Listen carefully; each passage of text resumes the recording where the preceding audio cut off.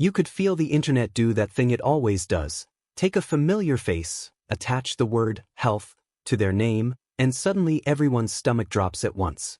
And when the headlines started flying around that Barney Walsh had made a huge announcement about Bradley Walsh, with Amal Clooney somehow rushing to his side, it had that unmistakable flavor of a story designed to spark panic before it sparks clarity. Because let's be honest, the moment you see Bradley Walsh mentioned alongside health, you don't read it like normal entertainment news. You read it like a message from a friend. Bradley is one of those rare telly figures who feels woven into people's routines. The laugh, the warmth, the slight chaos that somehow always feels reassuring. So even the idea that something might be wrong hits viewers in a strangely personal way, like your living room has been tapped on the shoulder.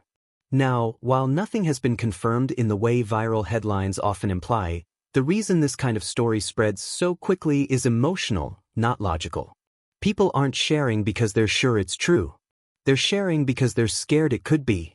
And that's an important distinction, especially when the wording is deliberately dramatic and the details feel oddly cinematic. Let's talk about the Barney Walsh announcement part first, because that's the bit that actually makes sense on a human level. Barney and Bradley's bond has always come across as more than just a father and son double act. When they're on screen together, you can practically see the unspoken language, the quick look that says, "You alright?" The timing that feels like years of family rhythm, not rehearsed banter. So if Barney ever did address Bradley's well-being publicly, even gently, even briefly, people would lean in. Not out of nosiness, but because there's something very raw about hearing a loved one speak for someone who's normally the one keeping the room light. And if you imagine that moment playing out in a studio setting like Good Morning Britain, you can already picture the atmosphere. The presenter's tone shifts. The smiles soften. There's a slight pause, that careful space broadcasters leave when a topic stops being fluffy and becomes delicate. Many viewers noticed over the years that GMB can pivot on a penny. 1 minute you're chatting showbiz, the next it's grief, family, health, real life. It's live television's most powerful trick, the ability to make millions of people feel the same hush at the same time.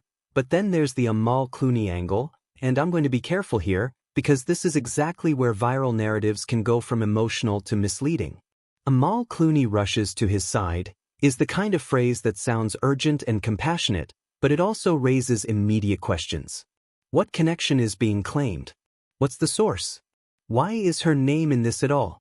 It almost felt like a borrowed spotlight, like a headline trying to upgrade itself by attaching a globally recognizable name to a British telepanic, and audiences are getting savvier about that. Viewers online began wondering whether this was less about information and more about attention economics. Because when you add a name like Amal Clooney, you're not just adding a person.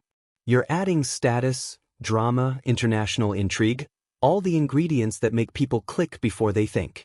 That doesn't automatically mean the entire story is false, but it does mean the presentation deserves scrutiny. What's actually fascinating, and a bit unsettling, is how health rumors function in celebrity culture. They create a vacuum, and the vacuum gets filled. If there's no clear statement, people start writing their own. A tired appearance becomes a scare. A schedule change becomes a crisis. A vague quote becomes an announcement. And suddenly, a person's body is being discussed like plot. If Bradley is perfectly fine, this kind of headline still does damage because it turns care into chaos. And if Bradley is genuinely dealing with something private, it does a different kind of damage. It pressures a family to perform reassurance on demand, as if the public is owed access to their fear. That's why Barney's role in this hypothetical is so emotionally loaded. Because when a child speaks about a parent's health, even indirectly, it carries weight. It's one of the few things that can cut through celebrity polish completely. Some people watching interpreted any hint of seriousness from Barney as proof something must be major, when in reality families can speak tenderly about well-being without it meaning catastrophe. The internet tends to hear softness as alarm. And there's another layer people don't always talk about. Bradley Walsh's public persona is built on steadiness. He's the bloke who keeps it moving, keeps it funny, keeps it warm. So a health headline doesn't just threaten the person, it threatens the comfort he represents. That's why it lands harder than it should. It's not only, is he okay? It's, What happens to that sense of familiar safety if he isn't? If this story really has been circulating around a supposed Good Morning Britain moment, the most believable part isn't the dramatic phrasing, it's the audience reaction.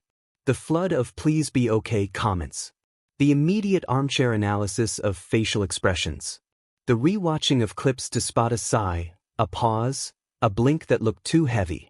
We've become a nation of micro-expression detectives, not because we're cruel, but because we're emotionally invested. Still, it's hard to say for certain what's going on when the loudest versions of the story rely on urgency rather than evidence.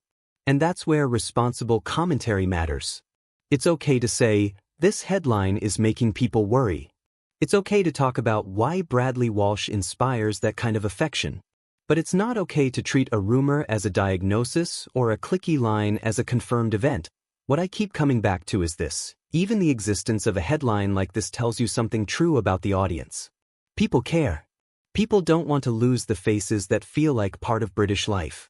And that's the bittersweet part of parasocial connection. The love is real, even when the information isn't. So maybe what stayed with viewers wasn't only the alleged announcement, but the emotional reflex it triggered in everyone reading it. That instant worry. That protective feeling. That urge to check if it's true. And I want to know what you felt when you first saw it.